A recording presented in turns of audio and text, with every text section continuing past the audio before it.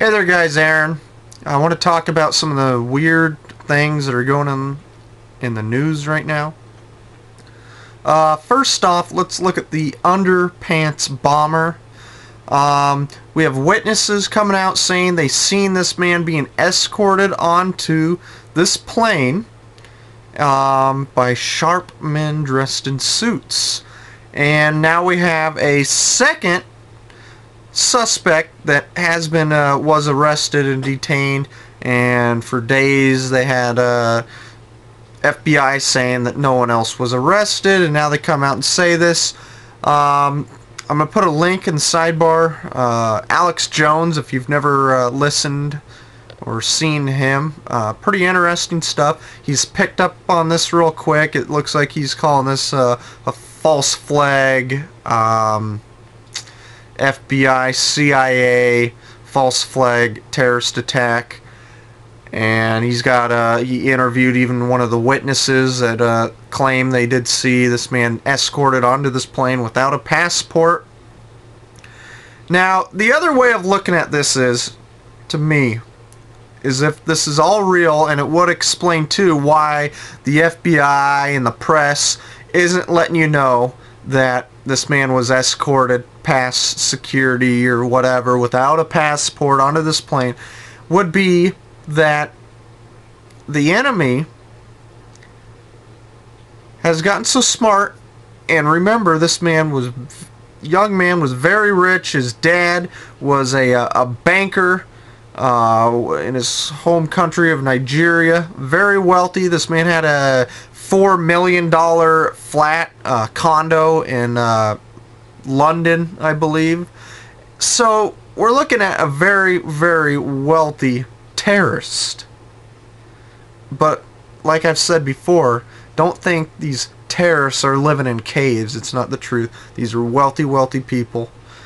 Now, so what I'm going to say here is, money could have bought this man right on this plane, even if that man who escorted him was CIA. Don't think that there's not CIA operatives, FBI, you name it, paid off in America. Or also, the enemy is using the downfall of large centralized government against us, with numerous government agencies that have law enforcement agencies that we don't even know. We can't even tell ICE agent from a FBI to CIA to Homeland Security, and there's 200 others. So don't think that these people in foreign airports couldn't tell that if that's an American agent or not. So the enemy could have realized this too, that you flash any badge and say you're an American agent, and they're gonna believe you because nobody knows anymore. You got so many American agents. So that's just another way that I could see that it's possibly what happens. So the enemy's using, of course, the downfall of a large bureaucratic government against us, just like they did the Soviet Union.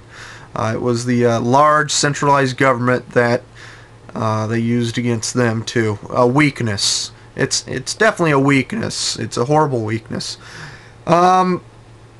Speaking of that, also, if you guys didn't hear, the enemy bought a computer program from some Russians, supposedly, that enabled them to hack into our drones that are flying over Iraq and Afghanistan over there. So they can actually hack into our drones, I don't know, possibly take control of them, see what our drones are seeing.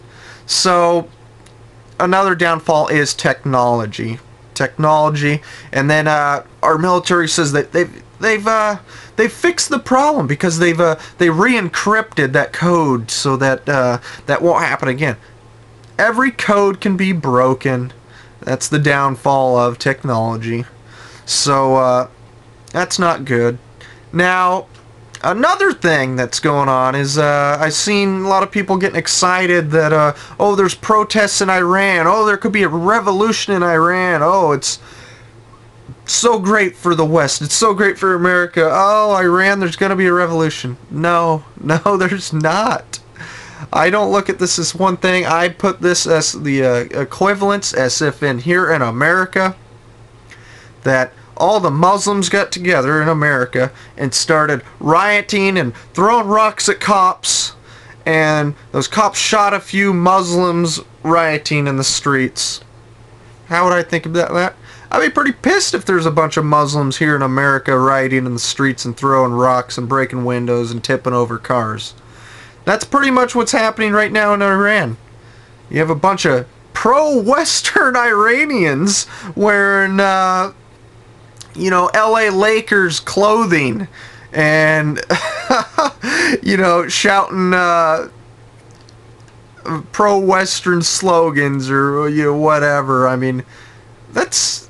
Nobody wants that in Iran, so, I mean, it's sad. I mean, yeah, well, there's some people, some pro-Westerns in Iran, but it's sad that it's nothing. It's not going to change. I mean, that's just like a bunch of Muslims in America rioting and throwing rocks. It's not good.